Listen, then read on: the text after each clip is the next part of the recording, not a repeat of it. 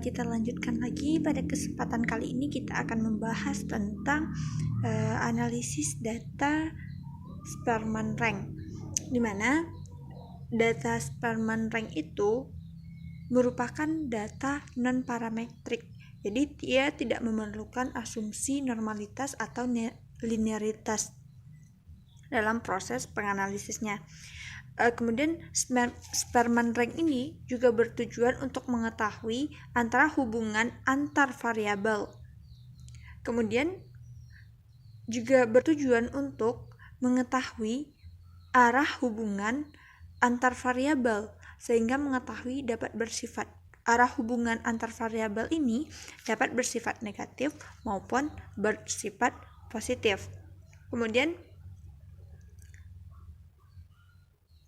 Spearman Rank ini datanya berbentuk peringkat.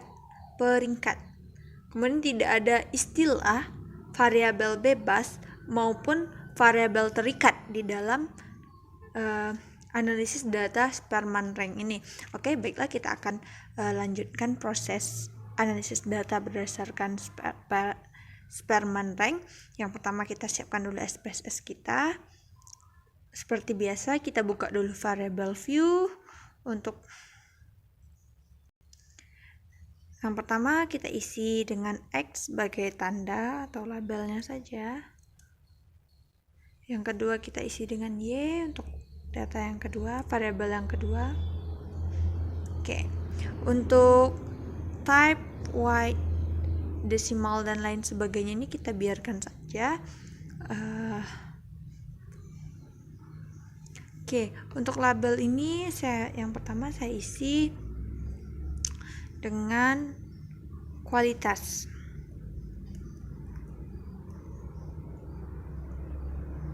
Kualitas produk.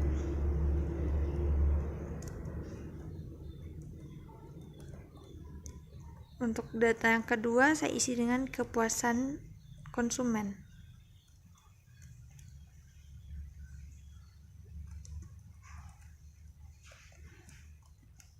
Oke.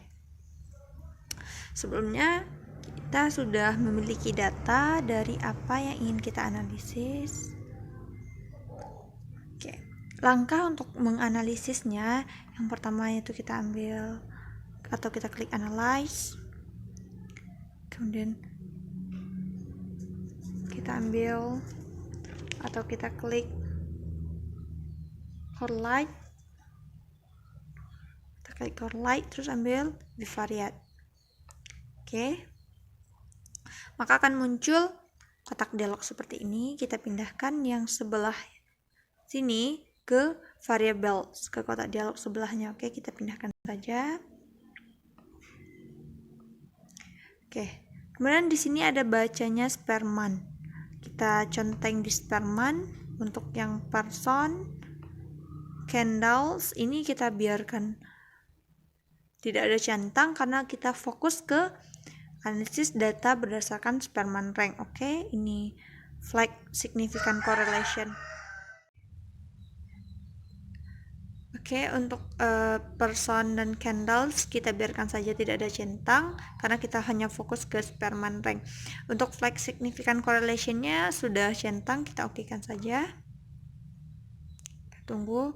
Nah, maka akan muncul hasil analisis berdasarkan Spearman Rank. Jadi selanjutnya kita akan fokus bagaimana cara membaca ataupun bagaimana cara memaknai data analisis berdasarkan Spearman Rank. Untuk memaknai data dari Spearman Row ini atau rank Spearman ini, kita akan hanya fokus terhadap 3 permasalahan utama yang ingin kita bahas, yaitu yang pertama signifikansi antara variabel, kemudian kekuatan hubungan antar variabel, dan yang ketiga yaitu arah hubungan variabel.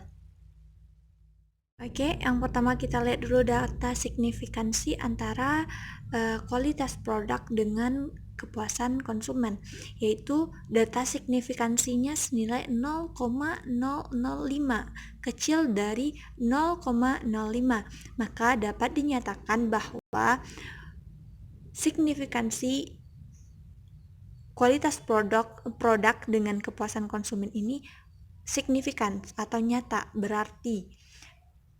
Oke, selanjutnya yang kedua yaitu kita akan membahas.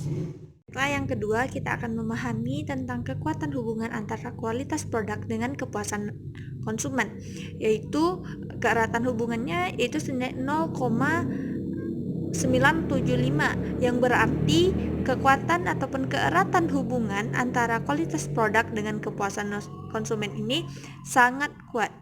Oke, kemudian selanjutnya kita akan melihat arah hubungan antara kualitas produk dengan kepuasan konsumen, yaitu cara melihat arah hubungan antara kualitas produk dengan kepuasan konsumen itu berdasarkan nilai correlation coefficient, yaitu 0,75.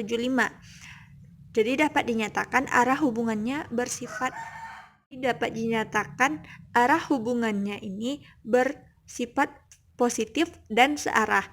Dapat kita narasikan bunyi dari arah hubungan antara variabel kualitas produk dengan kepuasan konsumen ini. Jika semakin ditingkatkan kualitas produk, maka kepuasan konsumen akan meningkat. Oke, itu dulu untuk materi kita terkait dengan analisis Sperman-Rowe. Sekian, terima kasih. Baiklah, pada kesempatan kali ini kita akan melakukan uji kolerasi Kendall berdasarkan data yang sudah ada. Uji kolerasi Kendall ini adalah hubungan dua variabel yang berdata ordinal atau satu data ordinal dan satunya lagi berskala nominal atau rasio. Uji kolerasi Kendall ini merupakan data non-parametrik. Jadi, ia hubungannya antara satu variabel dengan variabel lainnya harus linear. Baiklah, di sini kan kita sudah buka SPSS kita. Kita buka dulu SPSS kita. Di sini kita isi ada data view sama variabel view. Yang pertama kita isi dulu variabel view-nya, yaitu lokasi.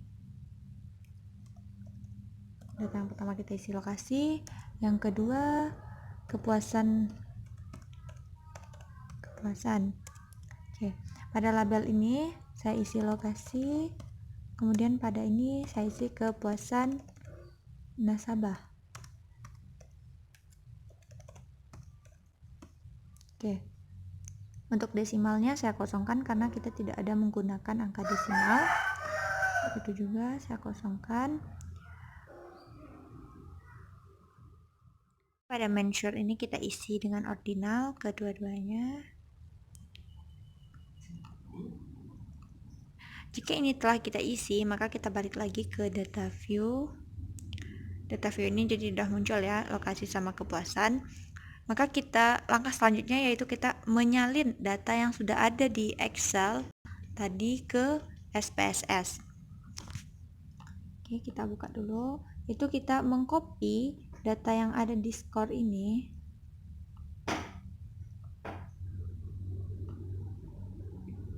Kita copy datanya yang ada di skor pada poin lokasi.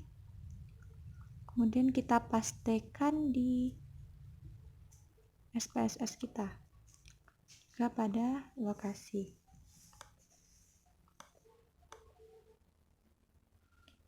Oke, ini sudah ada ya datanya. Kita lakukan juga hal yang sama pada skor data kepuasan.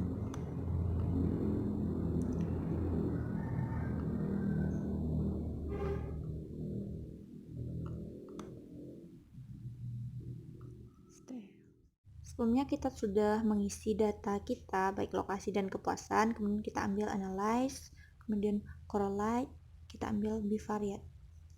Klik. Ini tadi kita reset dulu. Ini kan muncul kotak dialog seperti ini. Nanti kita akan memindahkan kotak dialog yang ini ke variabel di sebelahnya. Kita pindahkan saja. Jika telah kita pindahkan ke kotak dialog variabel, kemudian pada di sini di correlation coefficient ini kita centang di Kendall's. Untuk personnya kita hilangkan karena kita fokus untuk uji korelasi Kendall saja. Untuk test of significance udah 2 type, like significance correlation sudah centang, maka kita okekan. Nah, jika itu telah oke, maka akan muncul output keluaran SPSS, yakni uji korelasi Kendall-Taubi. Oke, yang harus kita lakukan selanjutnya adalah memaknai hasil output dari SPSS Kendall-Taubi ini. Oke, untuk melakukan intervensi terhadap uji Kendall-Taubi ini, yang perlu kita perhatikan yaitu kita ingin melihat bagaimana hubungan antara variabel berdasarkan nilai signifikansi. Kemudian kita juga ingin mengetahui bagaimana keeratan hubungan antar variabel ini. Apakah hubungannya erat, kuat, sedang, atau bisa lemah.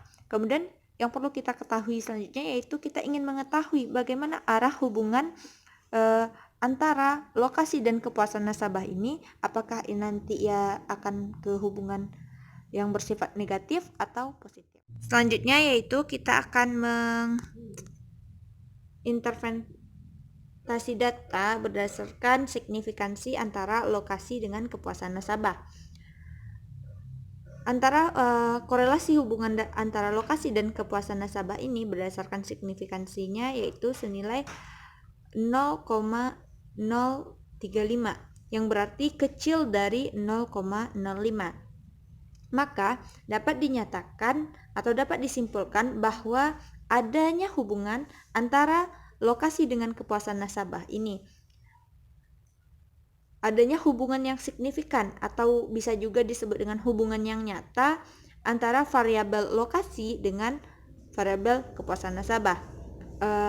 Kenapa demikian? Catatannya kita ingat lagi, ada catatan yaitu jika nilai signifikansi ini kurang dari atau besar dari 0,5, maka dapat dinyatakan bahwa tidak ada signifikansi antara lokasi dengan kepuasan nasabah, atau bisa juga disebut dengan tidak adanya hubungan antar variabel tersebut. Selanjutnya kita akan melihat keeratan hubungan antar variabel, yaitu menurut Jonathan Sarwono tahun 2015, tingkat keeratan hubungan conversion korelasi itu ada beberapa. Di antaranya, jika nilai koefisien korelasi itu sebesar 0,00 sampai 0,25, maka ia dinyatakan hubungan keeratannya itu rendah. Jika 0 sampai 0,26 sampai 0,50, hubungan keeratannya itu cukup. Dan jika 0,51 sampai 0,75, keeratan hubungannya kuat. Dan 0,76 sampai 0,99, keeratan hubungannya dinyatakan sangat kuat. Dan jika nilai koefisien korelasinya sebesar 1,00,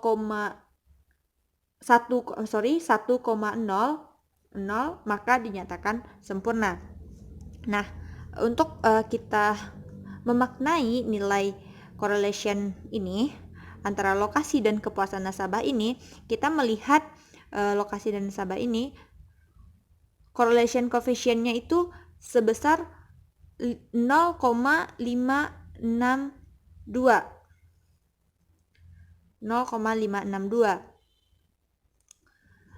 Ini berarti keeratan hubungannya berada antara kisaran 0,51 sampai dengan 0,75. Berarti dinyatakan sebagai keeratan hubungannya kuat.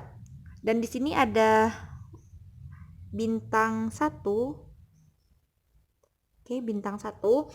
Catatannya yaitu jika ada bintang 1, maka signifikansi pada angka signifikannya itu berkisar antara 0,05 dengan besar kesalahannya itu 5%. Ada juga nanti ada kalanya sebuah penelitian itu memiliki bintang 2, yaitu untuk angka signifikansi dia signifikan pada angka signifikansi yang lebih kecil lagi, yaitu 0,01 dengan kesalahannya hanya 1%. Itu tidak masalah, ini masih ada correlation coefficient-nya. Berdasarkan correlation coefficient tadi, yaitu sekitar 0,562, maka dapat kita simpulkan bahwa keeratan hubungan antara lokasi dengan kepuasan nasabah itu kuat. Selanjutnya kita akan menentukan arah hubungan antara variabel ini, antara variabel lokasi dengan kepuasan nasabah.